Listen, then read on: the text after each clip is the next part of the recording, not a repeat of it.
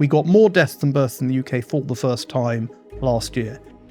The fact that you've gone from 7, 8, 9 workers per retiree when Japan was thriving to 1 to 1. And in Britain, we're moving rapidly from 3 workers to every retiree to 2. It's falling dramatically low as 2/3 of a child per couple in Korea, which means 100 grandparents, 33 parents, 11 children. So I think this is a completely unprecedented scenario. I think we are entering uncharted waters, and I'm quite concerned. There is going to be a competition for the young and well-educated. This is a ticking time bomb, isn't it? Dr. Paul Morland, welcome to TRIGGERnometry. Thank you very much. You are, of course, a demographer, and your latest book is called No One Left, Why the World Needs More Children. We want to talk about demographics with you. It's an area of expertise. It's something you've been talking about extensively. So first and foremost, it's an issue that has come to the fore in public conversation, even though it's kind of a fringe issue still to many people. But why is it a significant thing, and what is going on with demographics, particularly in the Western world, and perhaps also beyond?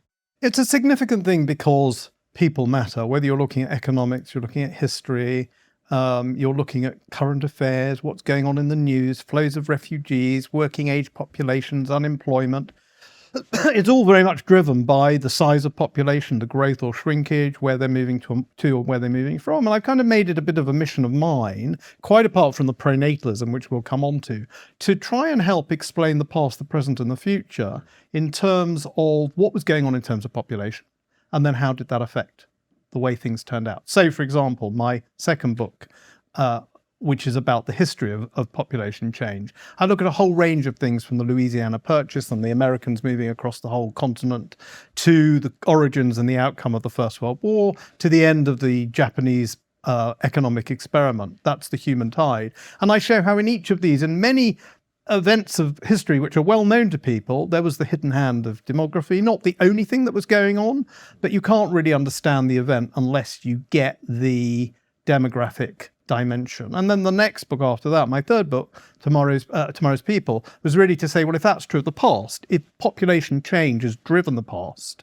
it must be changing the present and the future.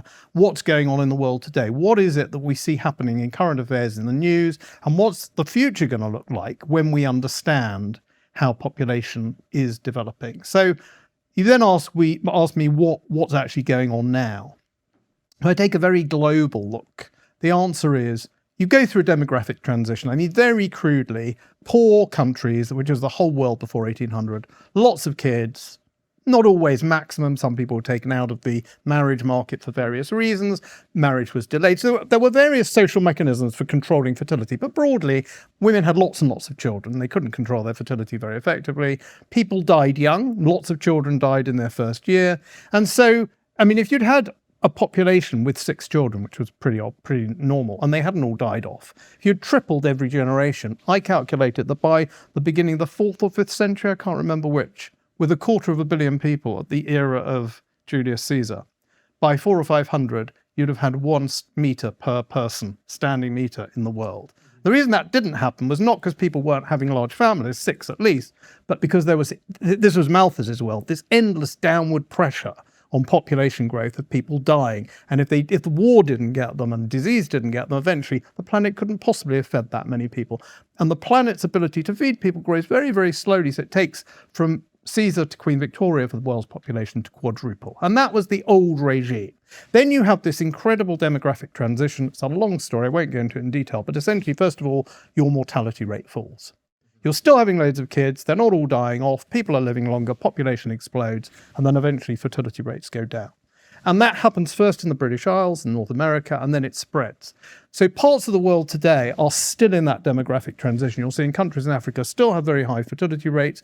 They're really bringing their mortality rates down, even though they're still quite poor. They're having population explosion. More and more of the world is moving into that point where they have low death rates, long life expectancies, very low infant mortality, but very few children. But instead of the thing settling at about 2 kids, which would lead to a stable population, it's falling dramatically low as 2/3 of a child per couple in Korea, which means 100 grandparents, 33 parents, 11 children. So my 4th book, the most recent one, is really saying, why is this happening? what can we do? But I think just the fact that people know more about it, that people become more aware of this incredible demographic vortex that we're facing is worthwhile. So that's kind of the progression of my thinking and my writing on demography. So the inevitable question, look, I think there are lots of people who are interested in addressing this and trying to solve it in some way for the reasons that we'll discuss given the consequences of it. But in order to solve something, you do need to understand why it's happening. And I have not heard, and this is why you're here, anybody where I've gone, okay, this person's like got it. They've described the entire set of the causal reasons. So why are we having fewer children? Why are we below replacement? You'd really want it to be a simple answer. You'd want someone to say, aha, I've got the answer. But unfortunately, it's not that simple. Because it's so general, because we're seeing it in Jamaica and Japan, Thailand and Taiwan and Finland, because it's so general, almost becoming universal outside sub-Saharan Africa and a few countries in Asia, people think there must be a single cause and therefore it must be simple. Actually, probably if you had a God's eye view or a much cleverer demographer than me, maybe who will exist in the future, they could crack it. But the best that we can do today is to say it's multi-causal, and you can group those causes into two buckets, the material and the cultural. So let's start with the material. So we know in Britain, for example, housing's very expensive. The trouble with that as a universal explanation is where housing is cheap. Some cities in China have built lots of flats. Parts of the UK have relatively cheap housing, parts of Germany, parts of the Balkans. I don't think the whole of Russia and Ukraine has expensive housing, but they all have low fertility.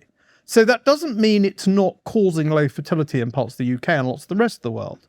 But if you lifted that as a cause, if everybody could get cheap housing, it wouldn't solve it. So housing's part of it, expensive childcare. But again, if you look at parts of the world where childcare is very, very subsidised, fertility rates are still very low. Parts of the Baltics, parts of Germany, if you can get the childcare, it's very subsidised. So again, I'm not dismissing, I've got children of my own who are having children of their own. I'm not dismissing the cost of childcare as important, but it's a cause. But if you get rid of that cause, there are other things depressing fertility rates. So I always say that material factors are important, but they won't solve it by themselves. So what's the other thing that's going on? The other thing that's going on is cultural. And culture is much more difficult to put your finger on. There seems to be something about modernity which is depressing fertility rates. And there are a whole range of explanations. There's something to do clearly with women's aspirations and education. And I always say, I welcome women's education and aspirations. My mother was the prime earner when I was a child. My wife has earned more than me. My daughters have both got as good education as my son, and they're leading their careers. I don't want that to change, but we need to find a way to reconcile that with producing a demographic future for ourselves. So there's something about women's rights and feminism and education, but I don't want to get rid of that. We can't get rid of that. And if the problem is too few people in the workforce, it wouldn't help if we did. So we've got to find a way, and I think younger, better minds than mine will come up with those sorts of solutions. How can we have a 2030s feminism that's not like the 1950s, but that combines women fully self-actualizing and having children? So there's something about women, something about relationships. People are having less sex. People are getting married later. People are coupling up later and less. There seems to be a political divergence between men and women. That could be part of the picture as well. I think at root, though, there is a lack of a pronatal culture. So all these things will exist. We will have feminism, we will have women's education, and we may have something of a breakdown of relationships and a load of other cultural effects and a decline of religion. But ultimately, if we have a really pronatal culture, if we had a culture and a civilization which really valued having children, where that was really high status, where that was something people really aspired to, it would overcome all those issues. And the example I always give is Israel, where they are extremely wealthy, extremely densely populated, extremely urban, extremely educated. Women's rights are by far the best in the Middle East. And yet, people are still having children, an average of around 3 per couple, whereas it's less than 2 in every other OECD country. So my point is, all these things that seem to be militating against people having children, they're all there. But if people really have the priority, if people want it, if people make it the most important thing in their lives, if it's valued as it should be, and if the lack of children was understood as the problem it is, then through all of these issues, we would overcome. So I think the ultimate cause, sorry to give you such a rambling answer, the ultimate cause for me is, what do people really value in their lives? And if they value having children enough, they'll have them. Which brings me to the one thing you haven't mentioned in your analysis, which applies very much to Israel, which is that the people who have the highest birth rates in Israel are the ultra-religious. To what extent is the decline in religiosity affecting birth rates? Well, my PhD supervisor, Eric Kaufman, who I think you've had on this show, wrote a book called Shall the Religious Inherit the Earth? I'm very proud of that book because I'm the first person mentioned in the acknowledgements. I think it's the first time my name ever appeared in print. And he was wrestling with this problem. We often talk about it. Can we have a secular society which has a decent fertility rate? Now, Eric's view is, in the long term, if you have communities that have a high fertility rate and at the same time are very good at walling themselves off, as the ultra-Orthodox are in Israel and outside, then they will grow exponentially. And if you run that forward a few hundred years, that has an amazing effect statistically. Against that, I have a friend who comes from a traditional Catholic family, and I think she only had 3 kids because she married late, but one brother's got 13 and one's got 12 and the sister's got 10. The trouble with those sorts of communities is Catholicism has evolved as the majority religion. They are not particularly good at walling themselves off. They don't have to live near the church as you do have to live near a synagogue if you're walking on Shabbat. They have a school network, but they find, those very traditional Catholics find it very hard to control those schools and keep them really traditional. And so I suspect a lot of those kids won't have 10 or 12 of their own. So there are high fertility religious groups, but I think they dissipate. And then there are high fertility religious groups that retain their young. If you can do that, you've got a growth model. Now, I'm not sure that will carry on for that long. I don't know how many generations families of 7, 8, 9 in the current environment will be able to hold on to all their children. There are so many pressures. For example, I know some ultra-Orthodox Jews in England who resisted, they've got 6 children, so sort of moderate family for their community. They resisted the internet for their children. Along came COVID, the kids had to go online for schooling. So there are so many pressures. And to retain your children for generation to generation is very difficult. So I think Eric's thesis is these groups will grow and grow and grow ultimately. And I think it's almost impossible to know whether that's the case. So the question really is, if religion is breaking down, if secularism is the way forward or the future, and I'm not here to stand on a pulpit and sort of argue for religion, then can we invent a secular, just like feminism, can we invent a feminism that is fully aligned to pronatalism? And there's lots of historical precedent for it.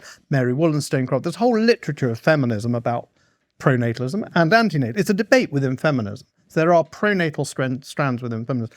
I think we have to invent a secularism that doesn't rely on religion for 2 reasons to have children. First reason is I don't want to live in whilst I'm happy to have groups and sects, and we can accommodate them in a liberal society. If they became the majority, I think our liberal societies would collapse. I don't think we would no longer have the overarching infrastructure. I mean, again, an example I give is a friend of mine who's a dentist, and he's a dentist for children. Most of his patients are ultra-Orthodox Jews, and they need him. And it's not that they couldn't be dentists, but you have to study biology and you have to go to university. You have to do a load of things they'd rather their children didn't do.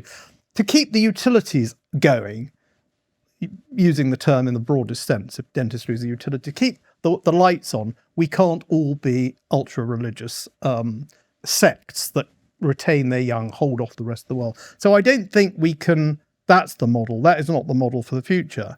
And what concerns me is that we end up in a world where these groups do have large numbers of children, and that they then assimilate into a secular core where they dissipate. It reminds me rather like the 18th century city of London. High fertility countryside, endlessly attracting people to London, but London was a population sink. People didn't have large families, it was very unhealthy.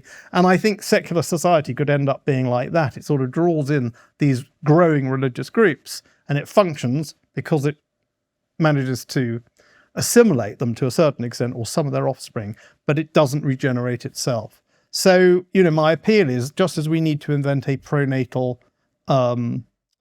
feminism, we need to invent a pronatal secularism. I don't think we can rely on religion to do it. And in Israel, whilst you're absolutely right, if you divide the population according to self-identifying religiosity, the more religious, the more children. But even the self-identified seculars have 2 children. So that's better than any other country in the OECD. So I don't think it's inevitable that secular societies need be low fertility. We just have to rethink things, I think. And Paul, we've talked about the causes and the potential causes. What are the effects of this crisis that we're talking about now? So let's take the number. If we have a replacement rate of 1, there's a lot of people who are watching this, who are listening to this, who goes, well, I've got no idea what that actually means. That's just a stat to me. So let's talk about what a replacement rate of 1 means, how we got to it, and then let's look at the effects cascading through society as a result of that number 1. The news we consume doesn't just inform us, it shapes our perspective on the world. But with so many hidden agendas and echo chambers, how do you know you're getting the full story? That's where Ground News comes in. Ground News is the app and website I rely on to uncover bias, break free from big tech algorithms, and get closer to the truth. Visit ground.news/trigonometry to explore its powerful features. One of its standout tools is a blind spot feed, which highlights stories disproportionately covered by either the left or the right. It's the best way to see what's being missed and challenge your own perspective. For example, here's a story that most of the right-wing press didn't cover. WHO appeals for $1.5 billion to tackle unprecedented global health crisis. And here's one I read on Ground News the left hardly covered. Javier Milei ends budget deficit in Argentina. First time in 123 years. Ground News doesn't just show you the headlines, it gives you in-depth insights like bias distribution, source reliability, and how widely a story is covered. No other platform offers this level of analysis. Right now, Trigonometry viewers can get 40% off the Unlimited Vantage plan.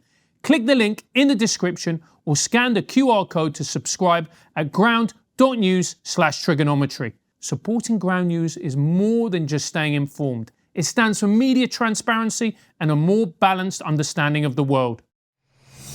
So what is the replacement rate? The replacement rate is the number of children a woman would need to have, and it's measured by women, but just because it's measured by women, we shouldn't think it's only the responsibility of women. I do think that's important to say.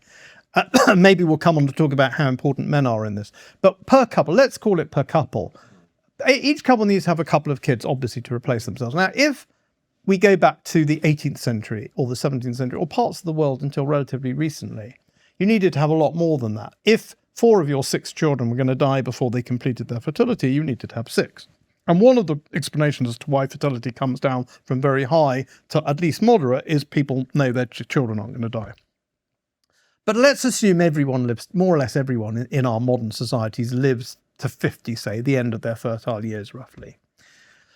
Then 2 would suffice, obviously, because 2 people get replaced by 2 people. Now, that doesn't mean the population won't grow. I mean, forget migration for a minute. That obviously in or out will affect the size of the population. But also, if the interval between births grows, then the population would decline a little bit until that's stabilized. If you had a lot of old people dying off, like a load of baby boomers like me at a point where we're all dying off, then the population could decline. So the converse of that is what's happened in Britain. We've had below replacement fertility since the early 70s. But think of the population pyramid back then. Not many old people, they'd all died young, or lots of them had, they'd had quite big families. So you had lots and lots of young women relative to the population, having not many children, but they'd still have more births each year than that small number of people dying off. The replacement is the long term. Eventually, if you're below replacement, you'll have more deaths than births. We got below replacement in Britain in the early 70s. Only last year, for the first time, did we get more deaths than births. Ignoring migration, we got more deaths than births in the UK for the first time last year. In Germany, they've had more deaths than births since the 1970s. So you have what you can call organic population decline. Ignoring the ins and outs, more deaths than births, the population starts to decline.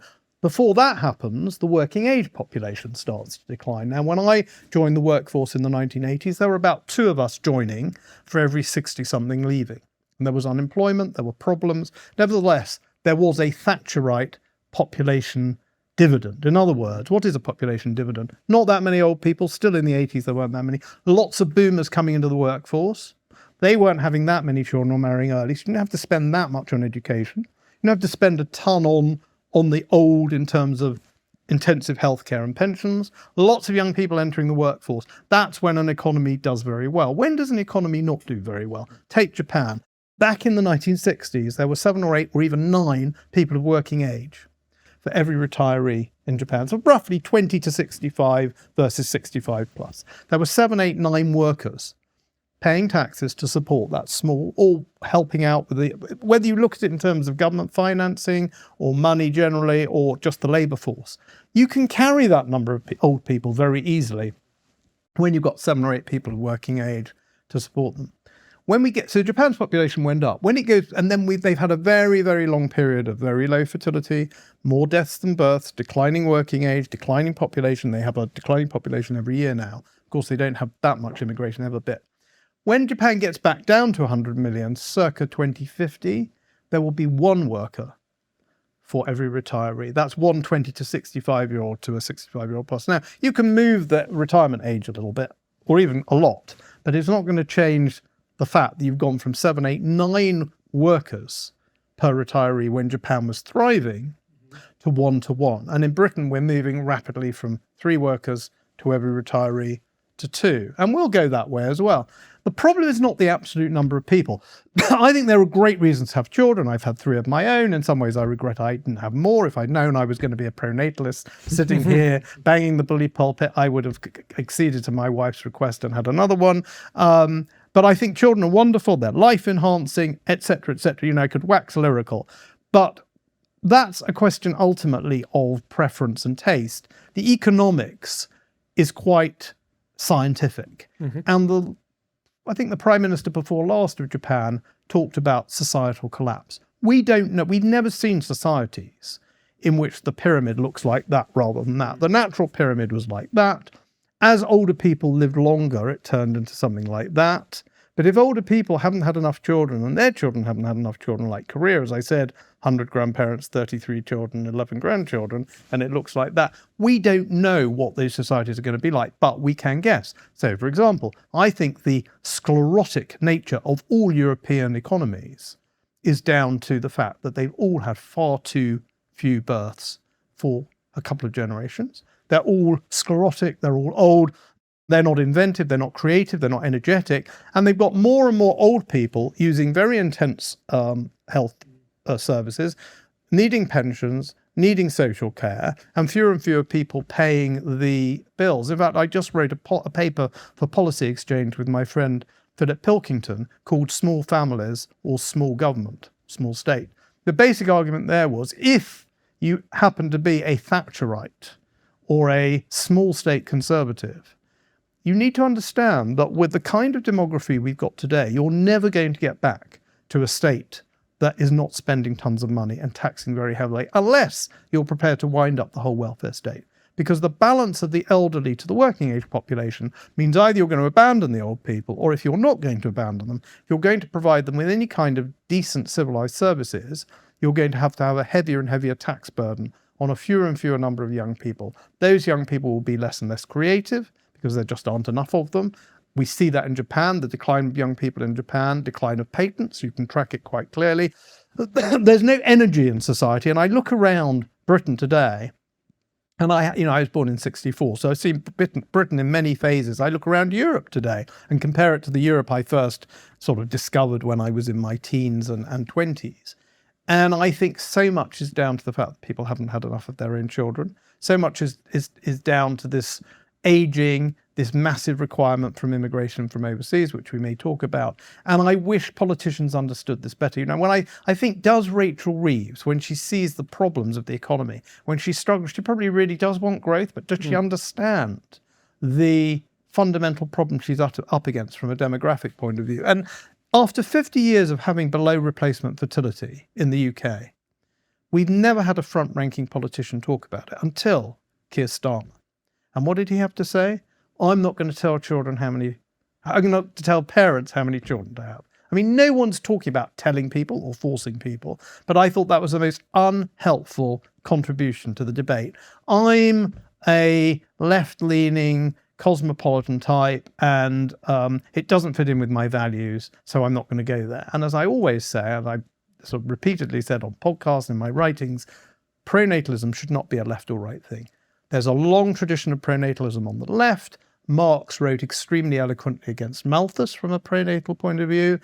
The Soviet Union, the East European countries gave medals to mothers. Cuba gave tax benefits to people to have children. Macron, the man of the centre, talks about demographic rearmament. It's only in the Anglo world that we seem to think there's something sinister, excuse the term because of course it means left, sinister and right wing about having children. Well, not necessarily about having children, but about being a proponent of the need for a society to have children. Paul, what you're really describing here, and you put the case very eloquently, is this is a ticking time bomb, isn't it?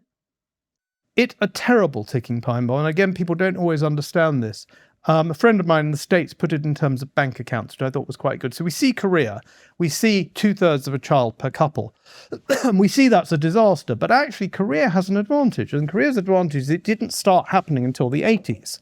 So although it's like they're running their bank account down very fast, but they've got quite a lot in the bank. Japan has a much higher fertility rate than Korea. It's like 1.2 versus 0.8 or 0.6. But they've had it for so long that it's got into the demographic structure. In Britain, we never had a super low fertility rate. We're now getting a very low one. But for a long time, it's at 1.8, 1.9, 1.7, too low. But it was slowly eating away the demographic fabric. It was slowly eating away the bank account, if you like. So we were never running the bank account down terribly fast, but we've been running it down for a very, very long time. And the problem is that to reverse it, first of all, the first thing we need, and we'll probably talk about this some more, is some government acknowledgement. Then we need some government policy, including changing the culture, which is not easy for governments to do. It takes a long time.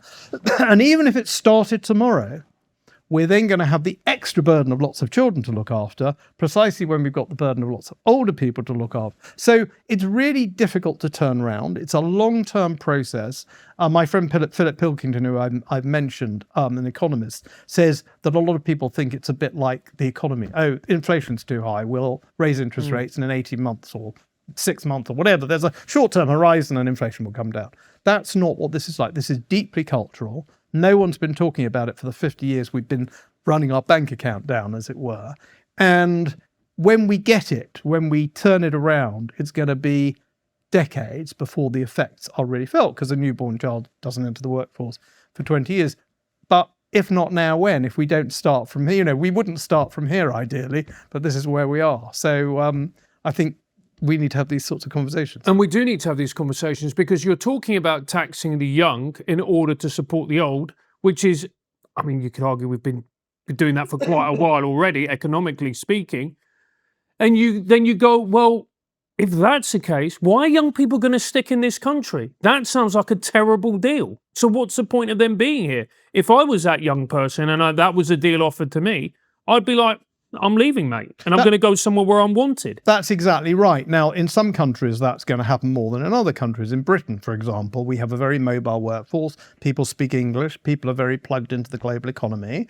It's true that the problems we have here are going to be the same in lots of other developed countries, but you'll have places where it isn't the case, Dubai, say.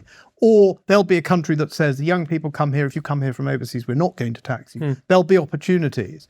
It's much harder in a place like Japan, where people are more monolingual and they're more likely to be very, very embedded in their country and culture. But I think you're absolutely right. There is going to be a competition for the young and well-educated in the future. And the idea that they'll just stick it out. And, I see this with my own family, the younger generations of my family, nephews, nieces, children. The tax burden they're already under, and we ain't seen anything yet.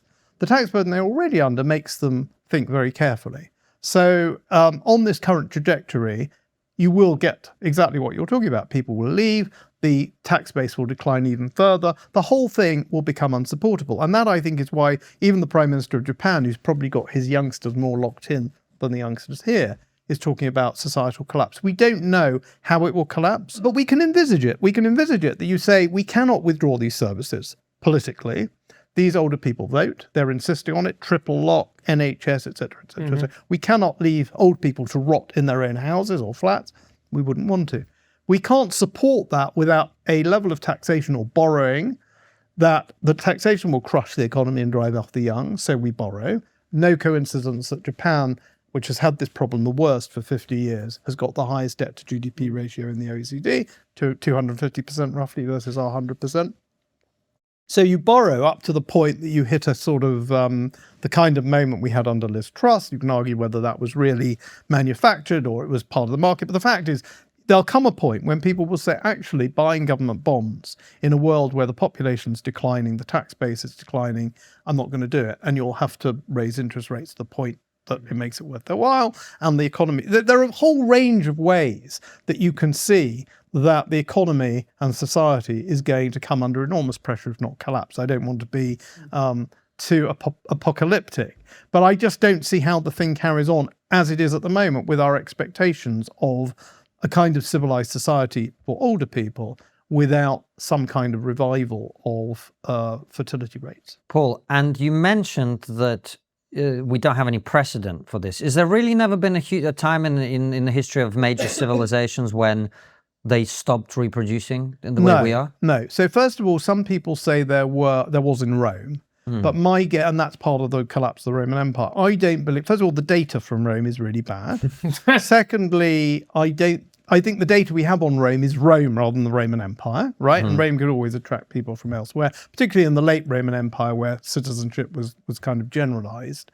I don't think methods of birth control were general enough or understood enough to really control fertility in the Roman Empire. So I think among the elites, among certain elites who perhaps were quite clever at certain practices or were prepared not to marry or whatever, they probably did have low fertility rates. The French worried about it in the 18th century. But I think until at least France in the late 18th century, globally, it was only ever an elite phenomenon.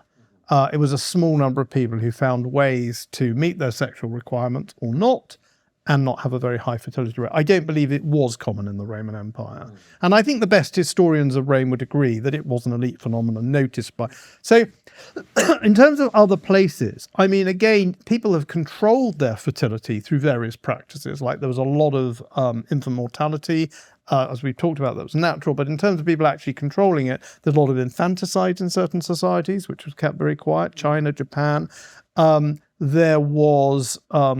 the whole institution of not marrying in the Catholic Church and sending boys and girls to nunneries and monasteries, which was probably at its height statistically significant enough to reduce fertility a bit.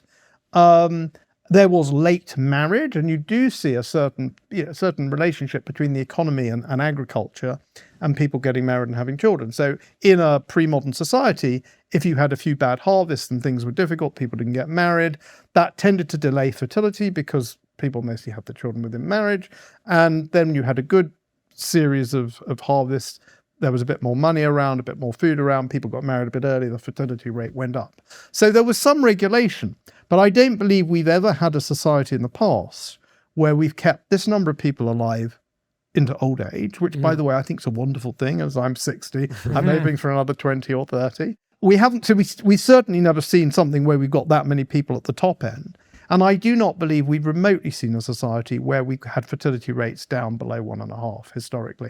What we have seen historically is the Black Death or the 30 Years' War. And that cuts populations, but it's tended to cut them across the board. Something like COVID, you remember, it was very much the older population. God forbid we should have something that killed children, something like that killed children. Then you could see it. But historically, I'm not aware that we ever have. So I honestly think we have... The traditional population pyramid was like that, and it wasn't always exactly like that. There might have been a war that particularly took out a chunk in the middle, but I think essentially until modern times, people haven't been able to control their own fertility sufficiently, and people haven't lived long enough, been able to live. Life expectancy was too short. So I think this is a completely unprecedented scenario. I think we are entering uncharted waters, and I'm quite concerned. And the reason I ask about this is it sort of sounds to me like human beings have never had this experience before, so we don't really know exactly how to deal with it. Would I be right in saying that historically speaking, every major civilization would have seen reproduction and the expansion of its population as a good thing to be sought, frankly. And, rulers would have wanted to have a bigger manpower pool to go to war and so on and so forth. Do you think our attitude to children is quite, I was going to say unnatural, but at least historically atypical? I think it's not absolutely universal what you're talking about, but societies and cultures that didn't value having children didn't make it into history or through history. I mean, you do have, so for example, yes, the whole tradition in Catholicism of celibate priesthood, celibate religious, and so on, reduced fertility rates. On the other hand, within marriage, fertility was encouraged. Certainly as you get to the sort of mercantilist period where, well, if you go back to Ibn Khaldun, if you go back to the Arab writers, if you look at the history of writing on this subject, but particularly into the 18th century when you had mercantilists who wanted to grow their national populations, accumulate gold, and be able to fight wars, it was obvious that large numbers of people were a good thing. So I don't think you've had a really antenatal civilization or society that's succeeded and where you've got those kind of antenatal, I mean, the Shakers in the United States, a famous case, they didn't believe in having any children and they, surprise, surprise, have died out. So there's almost a kind of Darwinistic process at work. And to some extent, particularly where you've got high rates of mortality and lots of people are dying off, if you don't have a pronatal culture, if the average isn't sort of 5 or 6 children per woman, you're not going to make it as a society. So I think it is unprecedented. And yes, there is something about modernity which is anti-children. Now, you might say, oh, is that really the case? It's not as pro-child as it should be. And maybe in the past, where people haven't been able to control their fertility that well, you didn't need a pronatal culture. So I'm not saying we need to go back to the past because they had a pronatal culture and that's why they had lots of children. They had lots of children partly for the reasons we've said, that there was a kind of Darwinistic sense. If societies didn't have them, they'd die out, which instilled a certain culture, but just worked through history. But I think the lack of ability to control it meant you didn't really need a pronatal culture. Now, then you get to the kind of 70s and 80s when contraception was very, very common. I mean, it was really coming in from the late 19th century, but it became really universal and available in the developed world. And at first, it's interesting, fertility rate didn't fall off a cliff. It went below replacement, but not very much. But I think for my generation, there was still very much an unspoken expectation, an unspoken norm. You got married in your 20s and started having your family then. And that's what I saw most of my friends doing, reasonably well-educated people who'd been good to good universities or not. It didn't really matter. That's what you got on and did. And you might have had 2 or 3. And I think it was kind of unthinking in a way. It was very much how we were, I wouldn't say programmed, but that was the atmosphere. That was the environment at the time. I think we're now in a world of hyper-individualism, a hyper self-actualization. And that's not altogether bad. I don't want again to stand on a pulpit and say, oh, you must be more collective, you must think about the country. But if we don't have some kind of countervailing ideology, if we don't have some kind of countervailing belief, call it neo-pronatalism. So in the natural state, people were naturally pronatal. Now we need to reinvent that pronatalism to push against all the exciting other things people could be doing with their lives. You talk about ideology, and it brought to mind a memory I had when I was in New York. I was in Greenwich Village, and I was in a coffee shop, and I started talking to this older gentleman in his 80s, and we just started having a really lovely conversation. And he said he had children. I went, oh, do you have grandchildren? And this really sad look came across his face when he went, no, my children are worried about the environment, and they think having grandchildren is selfish because it would damage the planet and the globe and global warming. I mean, how big a factor does that play into it? The fact, not only that, but this idea that the human being is a scourge upon the earth, that all we do is drain resources, that we are toxic. To quote Bill Hicks, we're a virus with shoes. How much does that play into people not wanting to have babies and children? It's quite hard to quantify, although there are studies that show quite a lot of young people today are worried about this issue. And that it plays into the low fertility rates. I can't put my finger on it and say that's X% of the problem, but undoubtedly it is a part of the problem. And so we need an array of arguments against it. So let me give you my best shot at, in fact, there's a chapter in my book about why this is wrong and pernicious. So first of all, a child born today, if we believe the progress of net zero technology, will not emit very much. A small child doesn't actually create that much emissions. By the time he or she is 20, 25, living in his or her own place, driving a vehicle, we will be pretty close to net zero. And if you actually look at the progress Britain has made in reducing carbon emissions, maybe a bit phony because of the way we import and so on, you could certainly see in 20 years' time, a child born today won't have that much impact. So that's kind of argument number one. Argument number two is that in order to progress as a human species and as a planet, we need lots of young creative minds. So the planet, the technology that existed in 1900 could no way support 8 billion people, right? We are now 8 billion people, better fed, better educated, better housed, better clothed, better health, living longer than we ever have done.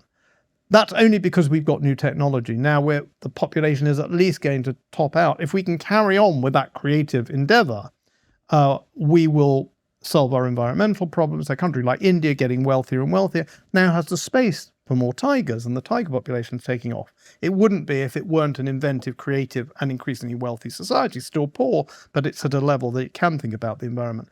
Country like Japan, not enough young people, less and less inventiveness. So to come up with the environmental solutions, we need technological solutions. Those will be produced by young people. Aging societies will not produce them.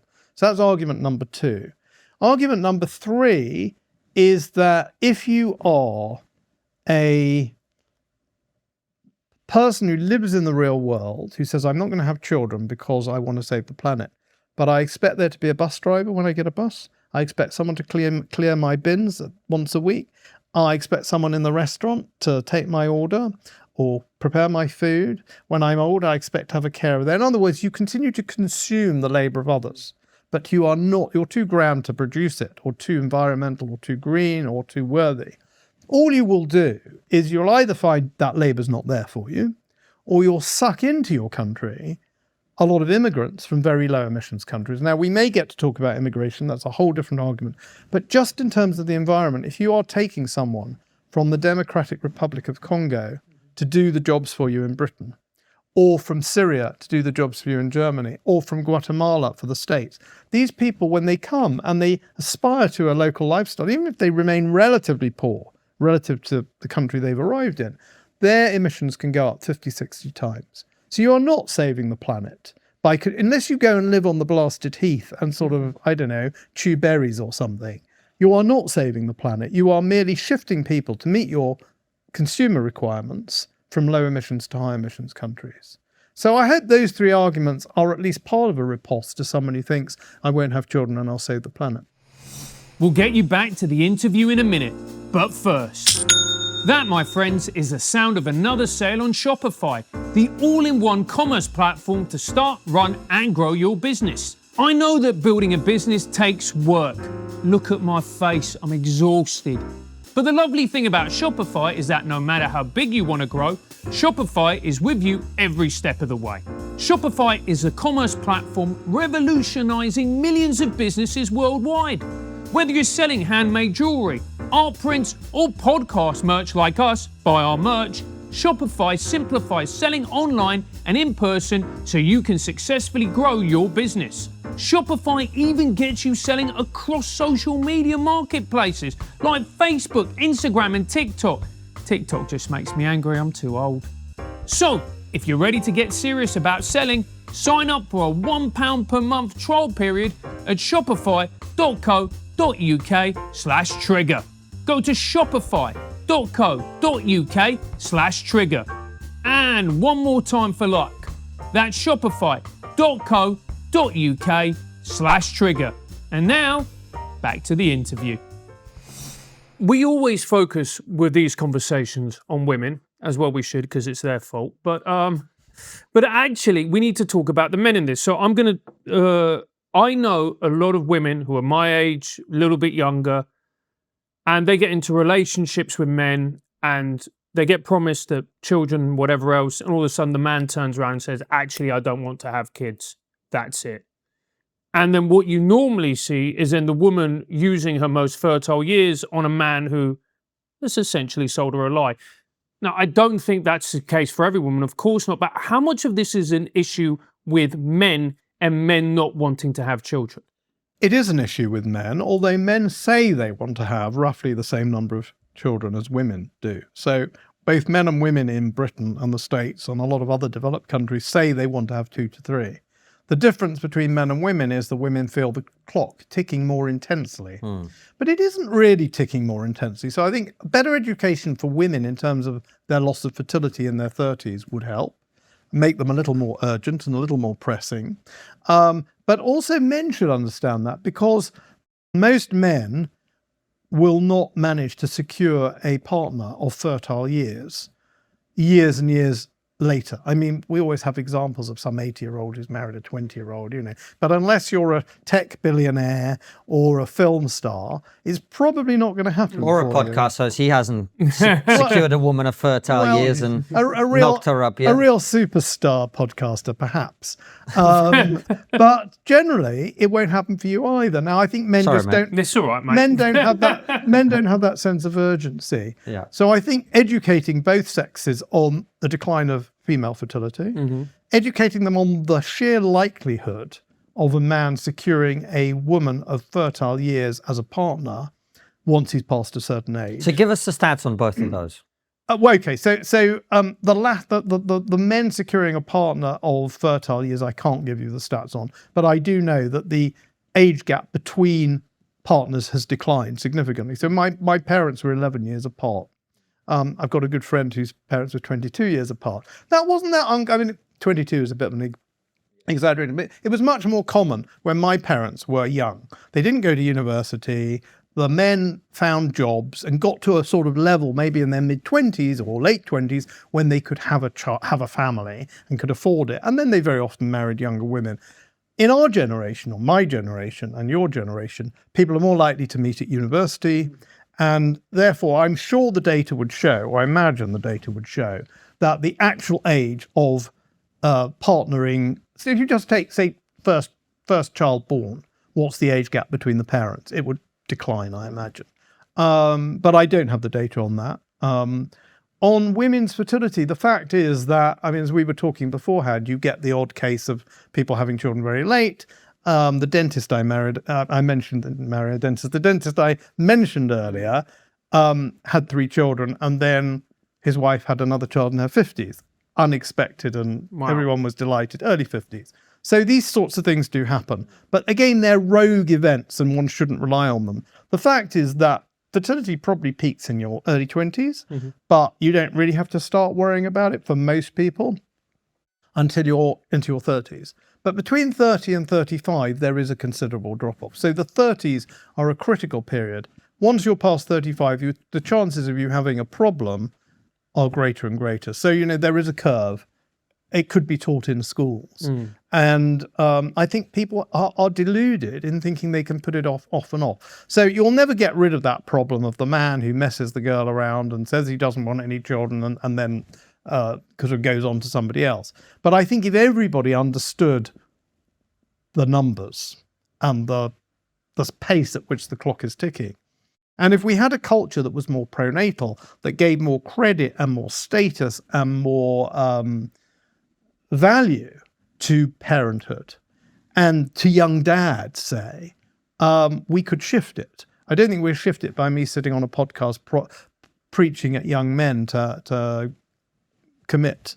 But I think we need a change in the environment where that kind of commitment is more natural and more normal, because men want to have kids and be dads at a younger age. I think it's a very important point, the education. And this particularly goes for women, because when you talk to a lot of women about having kids, they go, well, I'm going to leave it till, 37, 38. And I go, if you can have them. There's some women who can't get pregnant past a certain age, early 30s or whatever else. So the idea that you can put it off might be a fantasy for some people. I think the other thing is the technology. So IVF has got better and better, but it's still not fail-proof. It's still less and less effective the later you leave it. It's still more and more expensive. And it's not a pleasant or easy procedure. I mean, fortunately, I haven't been through it, and my wife hasn't been through it, but it's not something you should. So I think it will extend the window, and that's good. But I think the worry is that people come to rely on it. Oh, I've frozen my eggs. There's IVF. I'm fine. I don't have to worry about it. And as a friend of mine said to me, who's quite involved in this world and who's senior in the body that regulates these things in the UK, she had 4 children in her 20s and then got serious about her career. She said, when we were first married, we could try for children in every menstrual cycle with a reasonable chance of success. The shots you get with IVF are far fewer. They're more complicated, difficult, painful, and it's not something you should rely on.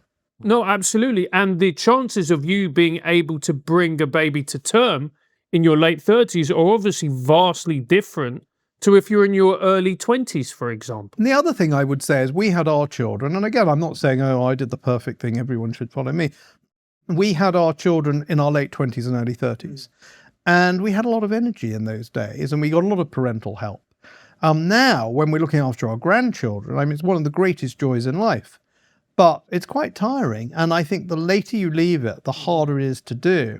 The other thing is if the generations get very spaced out, if you're in your early 40s looking after a newborn, you're very likely to have parents who need quite a lot of help. So the more spread out the generations are, the more stress you put on that middle generation that is having to deal with elderly parents as well as children. One of the things in China that is said to be a problem is there are so many only children because of the one-child policy marrying each other. They then have 4 parents with no support other than those children. I mean, I've got a 91-year-old mother, and she's amazing and wonderful, but she does require a bit of support. She's got 2 children, not just me. She's got 7 grandchildren, and we all rally round, and it's quite doable. But if you're in your 40s and you had a parent who was in his or her 40s when you were, and you were an only child, and your wife or husband was in the same position, the prospect, the effort, taking them to hospital, looking after them, all the things you need to do with older people that a good child should do, makes it even more. And of course, at that age, the grandparents can't help. It just makes the whole thing impossible, frankly. All right, Paul, well, let's talk about how we're going to get ourselves out of this, because I think it's important to address. So there are countries which have attempted to address this. My understanding is none of them have been successful. Is that correct? No. That's incorrect. It's incorrect because you never really know what the counterfactual is. So take a country like Hungary. Hungary has, okay, let me rephrase then, because I think it's important. What I mean by they haven't been successful is we want to get to 2.1. They haven't got to 2.1, and they haven't made huge progress in that direction. There have been a small number of cases. Tell us. Georgia is a good case where famously the head of the church said, any third child or a child in succession more than number 3, I will personally baptize. And that seems to have had an extraordinary effect. I mean, how long lasting it is, I don't know, but it does seem to have ticked the fertility rate back up above 2. And Mongolia, Kazakhstan, I mean, these are quite, I'd say it's obscure, is of course a very Anglo-centric view of the world, but these aren't countries we know much about. But they have succeeded through a number of means in raising their fertility rate. And a country like Hungary, where they still have a well below replacement fertility rate, has brought the fertility rate up. Now, there are technical reasons for that. The way that the total fertility rate is calculated, I won't bore you with the details, but as people delay having children, as the average age of having a child gets later and later, it somewhat depresses the fertility rate. And then when that stops, just stopping it means the fertility rate tends to go up. So part of that is there in Hungary. But the fact is, if Hungary had not gone up from 1.1, 1.2 to 1.5, 1.6, it's not a replacement. But replacement's not the magic number. It's great to be there, but it's a hell of a lot better to be 1.5 than 1.1 in terms of how fast you age and what kind of support you're going to have to give to the elderly versus the working age population. So clearly countries have tried all sorts of things. There's no really easy way of knowing what succeeded and what hasn't, and what the counterfactuals are, and what might have happened if they hadn't had those policies. Let me give you the example of France. France became very aware of its lack of fertility a very long time ago. The French, for some reason, it's still a bit of a mystery, managed to get their fertility rate down very, very early. I'm talking about the end of the 18th century. And I talk a lot about this in my book, The Human Tide, because France ceased to be the demographic superpower of Europe. it lost a lot of wars eventually and became very second fiddle to the United Kingdom. And the point where France really got this was 1870, 1871. They lost the Franco-Prussian War. They were outgunned, they were out-organised, but they're also outnumbered by the Germans, the Prussians and their German allies. And France became a bit obsessed by pronatalism. Now, what happened is they didn't really get their birth rate up, but eventually Germany and England had a birth rate that fell. And France has had a persistently higher fertility rate than other countries in Western Europe. It's still below replacement, but it's doing much better than other parts of Western Europe. And the reason for that is it had a long tradition of pronatalism. So when Macron says demographic rearmament, no one thinks he's weird, as they would if Keir Starmer said it. And what they actually do, and we can maybe get into the details of policy, is, for example, the tax system is much better the more children you have in France and in other countries in Western Europe. And actually, if you look at France, you could say, well, is it really government policy and so on? I spend a lot of time in a part of the world most people don't know exists, which is French Catalonia. So northern Catalonia is actually in France. It's the department of the Pyrénées-Orientales. And it's very Catalan. But if you compare the fertility rate there to the fertility rate in Spanish Catalonia, you'll find quite a gap. So it's not about Catalan culture. It actually must be. It's kind of an experiment. It's about government policy. And the thing about prenatal policy is there's no single silver bullet. You have to experiment. You have to try a range of different things. You have to think about material and cultural incentives. So how can we create that, culture can be downstream from politics. Look at how people were very against homosexuality in the 60s. The politicians changed the law. The population got there. The population was very much against the end of the death penalty in the 60s. The politicians changed the law.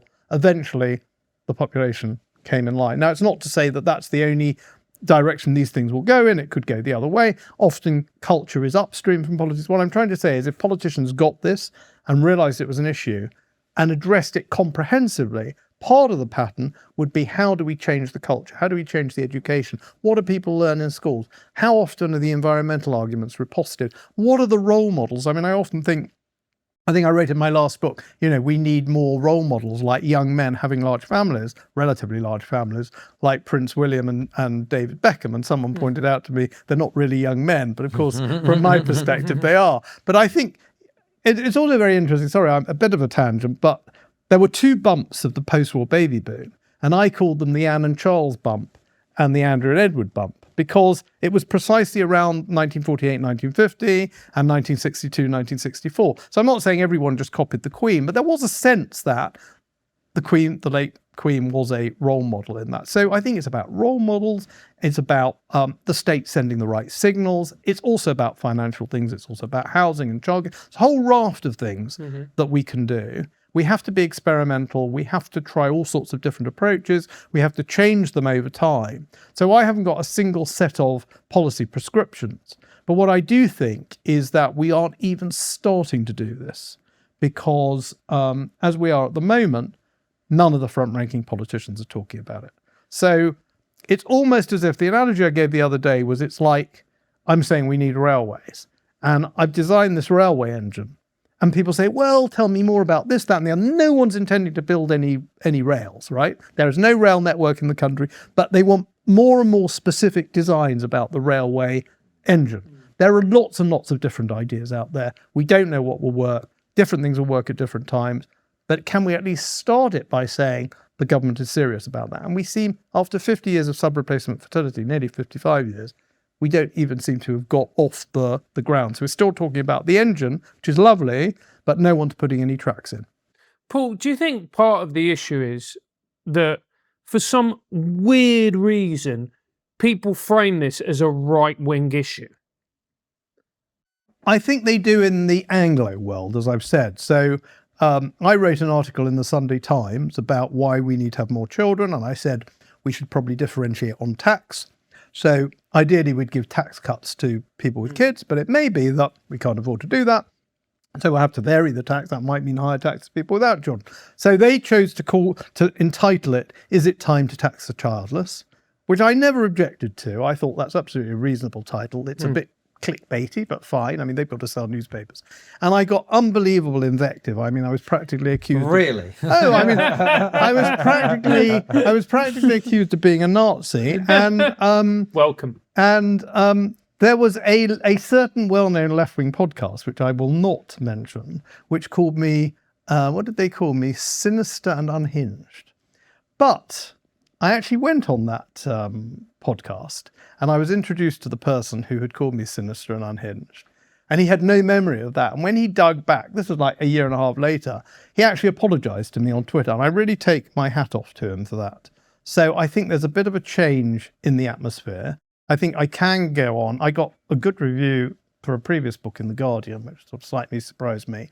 It's only so again, as I say, Malthus was attacked by Marx, Stalin gave out praise. The trouble with the left is the heroes of yesterday are not the heroes of today. If you point out to somebody that the Soviet Union or Cuba was giving prizes for women, or they say, well, that wasn't socialism. So it's always it's kind of embarrassing to be associated with Stalin. Yeah, okay, but Castro, I mean, I wouldn't want to be, but some people are, or Che Guevara or whatever.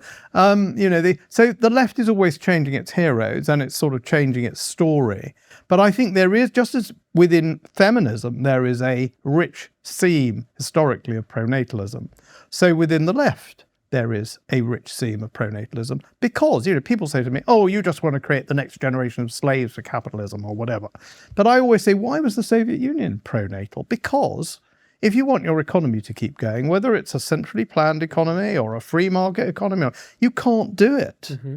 We may come on to talk about AI and why technology is not the solution, but unless you believe abracadabra, we're not going to need workers, you can't do it without people. If you want your society, your culture, your tradition, your nation to thrive, which people on the left traditionally have done, then you need a next generation. So, as I said, it's only really I think it's a very Anglo thing to think that it's a right-wing thing. And I'm very pleased that people on the left are starting to acknowledge that, starting to think about it. And, I don't apologize for the fact I am on the right, whatever that means. But I try and make this appeal to, as I am moderately religious, but I try and make this appeal to people who are fully secular, and I try and make this appeal to people who are on the left. And, hopefully fewer and fewer of them will call me unhinged and sinister. Well, Although I thought it had a certain elan about it. Yeah, it's true. Well, you're talking sense, so I think people can hear it, hopefully, across the political spectrum.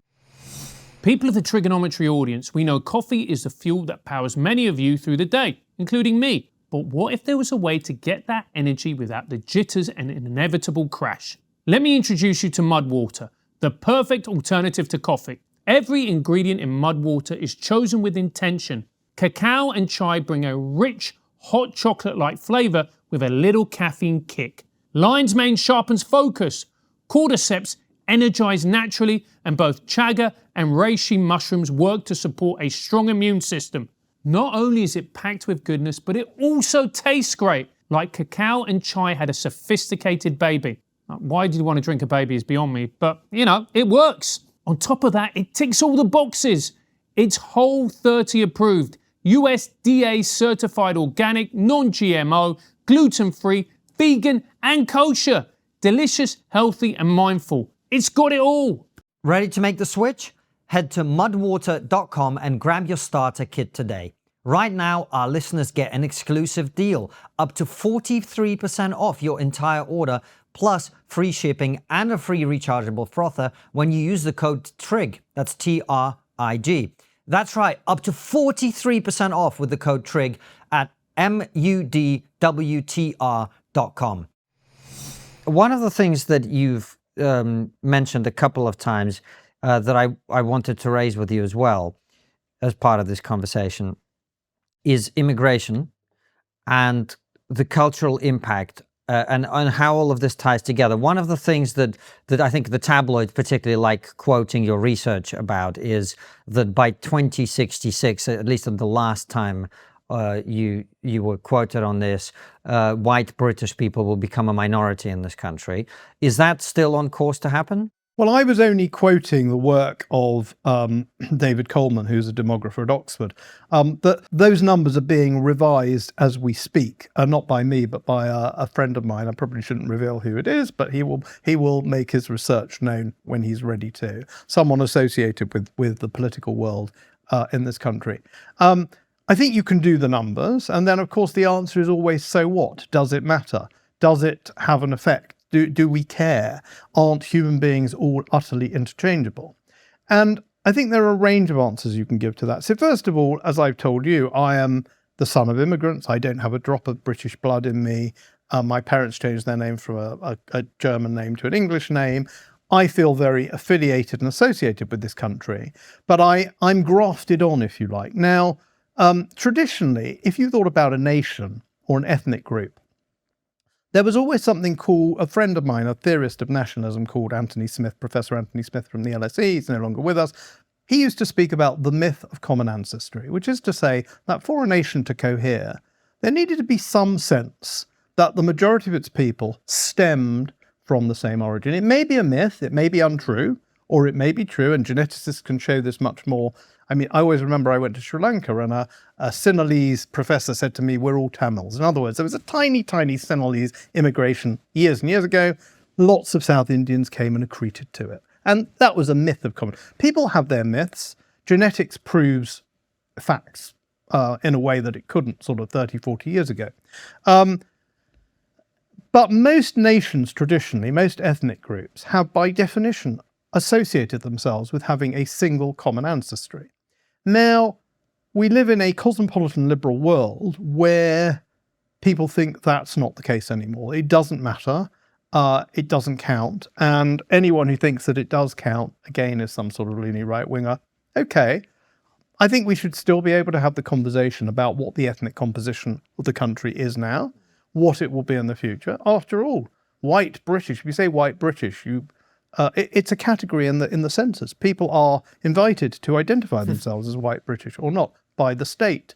So I think we can at least do the modelling. We can look at the numbers, and then people can say, does it matter or doesn't it matter? And again, better minds than my sort of humble demographers' minds will determine and contribute to that debate about whether one person is totally interchangeable with another, whether Koreans' demographic problems can be solved by bringing a lot of people from Burundi because Burundians and Koreans are very different, or whether actually a sense of common ancestry is important to a country to make it cohesive, and cultural continuity can't really be achieved when you have people from all sorts of countries coming together and becoming ultimately a majority. Well, it seems to me it's a flow issue as well, because I think that you can integrate people over time, provided that it's in certain numbers, you choose them carefully, there's a very strong structure for people to be integrated into. And I guess the issue that is inevitably coming to the fore out of everything that you're saying is, if we fail to reproduce, the quantities of immigrants that we're going to need to come in and do the social care work, do work in the National Health Service, to deliver food and all the rest of it, the quantities of people we're going to need are going to be such that integration, which is already a struggle, let's be honest, is going to become utterly impossible. Well, it's going to become impossible because, not only because of the numbers, but also because fewer and fewer countries are having enough children to send their surplus, if you like. So in Britain, we're used to Polish and traditionally Irish and Polish immigrants who generally integrated fairly rapidly and not in massive numbers, although Irish over a long time. But if you look at the 20-somethings in Ireland and Poland today because of their low fertility rates, and if you look at how they've caught up with Britain economically or are catching up with Britain, they won't have loads of 20-somethings and they won't be hugely attracted to come here. So we will have to take our immigrant workforce from countries that are more and more culturally distant in greater and greater number. In terms of the relationship to fertility, I wrote a paper with Philip Pilkington on this.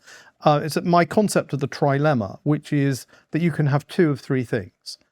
And Philip quantified it effectively. You can have what I'd call ethnic continuity, if one is allowed to talk about such things, the sense of a people that is indeed descended from people in the same country, of the same nation. You can have an economy that functions because you've got a reasonable support ratio. reasonable ratio of workers to retirees. You can have those two things, and you can have low fertility, small families. You can have two. Think of it as a triangle. You can have two, but you can't have all three. And the models I give for that are Japan choosing to have small families, not mass immigration. So they want the ethnic continuity. They don't want to have large families. And effectively, they are gradually fading as an economy once the land of the rising sun. Britain trying to keep the lights on, trying to keep trying to not go up to 250% tax government debt to GDP ratio. Also not having very big families, but having smaller families, and what Britain then effectively surrenders in any kind of ethnic continuity, if that matters, and mass immigration. And only Israel, in the developed world, which we've already mentioned, is having enough children that if it wishes, it could completely stop immigration and still keep the economy rolling. So I think we have to understand the trade-off between those three things. Part of that is my address back to people on the right. I've been on GB News with Nigel Farage, for example, having this conversation. If you want to restrict immigration and you want the economy to function, you have to think about fertility. Of course, there are lots of things we could do on immigration. Lots of people come to this country and don't work or can't work or are accompanying or supported by. So we don't have a laser focus on only bringing in a workforce. When people come to work, you don't have to give them automatic citizenship rights or rights to stay. There's a whole range of things about the nature of the immigration policy. But ultimately, people who are concerned about immigration, mass immigration and integration, do need to think about fertility. Well, right. If you don't have enough kids, you're going to have to bring in other people to do. Or you're going to have to effectively disappear. Which is, which is where we come back to the one point that you raised, which is always the question at the back of my mind, which is there's this conversation about AI and robotics floating around. And do we really need supermarket cashiers anymore? Well, it seems like we're starting to get to the point where do we really need people to drive buses in the age of self-driving cars? Do we need Uber drivers? Do we need, is our demand for essentially a lot of the jobs that are now being filled by immigration are low-skilled, low-wage jobs? Aren't those exactly the jobs, Paul, people will say to you, that are going to get demolished by AI and robotics, and actually we just need to sit tight, and 20 years from now, we're not going to have this problem? I doubt it. So in the book, I've got a chapter on this. I look back to the Luddites who said they're bringing machinery. Something called the Industrial Revolution will happen. Of course, they didn't call it that. We won't have jobs. Let's smash the machines. Now, they didn't succeed. They in turn were smashed as a political movement or as a movement. And the Industrial Revolution gave rise to a huge number of jobs. And if you'd said in 1800, most people will not be working in agriculture. It'll be a small share. People say, well, that's what people do. And if no one's working in agriculture because of then there'll be no job. Equally, if you'd said in 1900, very few people will work in industry and the ports and the mines and the shipbuilding, they'd have said, well, what will people do? We are always, so first of all, we're always inventing new technology which replaces jobs. Again, the example I give in the book is thousands, tens of thousands, possibly hundreds of thousands of people in this country were involved in breeding horses, feeding horses, growing food for horses, building the places stable. The whole thing went effectively between, let's say, the early 1890s and the end of the interwar period. The number of horses collapsed. We never hear about that, do we? Because people found other things to do. So where are we now? We still have new technology. We still have innovation, we still have job replacement. It may be that all the cab drivers will go because but I've been hearing that for a long time. So I'm a little bit cynical about how quickly, or skeptical about how quickly it's happening. And the other thing is that if you look at the economic data, if we were on the cusp of this, we would be seeing huge productivity gains. So GDP per hour worked would be going up. We'd either have, say, to put it simply, the same workforce massively increasing its productivity, or we'd produce today's economy with fewer and fewer people, have an unemployment problem. But anyway, per hour worked, our productivity would be going up. As we've had all these wonderful new technologies the last 30, 40 years, the laptop, the PC, the laptop, the internet, etc., none of these have actually increased productivity.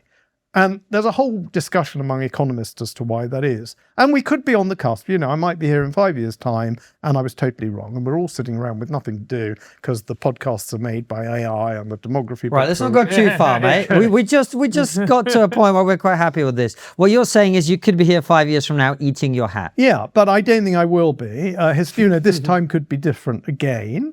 And when you actually look around the economy, so many of the jobs we see that people are doing today are not jobs that are easily, including the lower end, less well-paid jobs, are not jobs that are easily going to be replaced by AI. If you understand AI and you understand the maths and the brain science, there is a view that it's a long, long, long time before we're going to have someone picking up the bins. It's a long, long, long time before we're going to have, a computer or a robot. Long, long time before AI is going to take Granny to the toilet. It's a long time before AI is going to fix my tap, fix my roof, be a brain surgeon.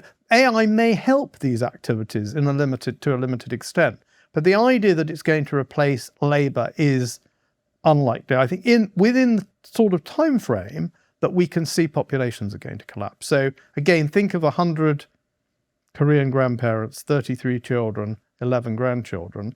That is a pretty fast pace if the generation is 25 to 35 years. Are we really going to see AI doing all of this by then? Call me skeptical. I don't think so. And the demographic problem is very tangible. The technological solution is somewhat tenuous, to put it mildly. Paul, thank you so much for coming on the show. Before we head over to our Substack, where our supporters get to ask their questions to you, our final question is always the same. What's the one thing we're not talking about that we really should be? Before Paul answers the final question, at the end of the interview, make sure you click the link in the description to go to our Substack to see this. Can you fix the population decline issue without first addressing the marriage issue? Is there a way to balance education and family life, or will the increasing time in education keep pushing back starting a family? Can we adjust and learn to live with fewer people without substantially reducing our standard of living? Well, the obvious one is fertility, but we have been talking about that. So the thing that kind of my sort of second crusade, if you like, is that the whole woke agenda and the whole decolonization agenda would not exist.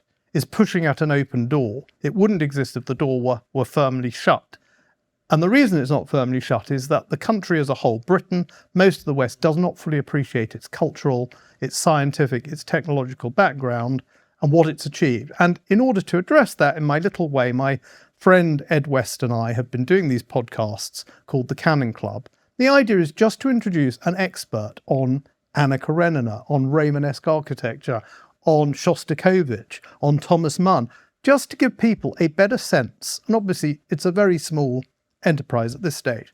But I think if people were fired up and charged up, when I think of my childhood, I knew lots of people who left school at 12 or 14, who'd fought in the services in the war, who'd gone and heard Myra Hess playing the piano in the National Gallery, and who aspired to this great civilization. And to be fair, in the Soviet Union, once they'd gone through prolet cult and they'd gone through socialist realism, that was a society for all its ills, which said these are the great fruits of human history. Even if they were produced by bourgeois society, they should be available to everybody.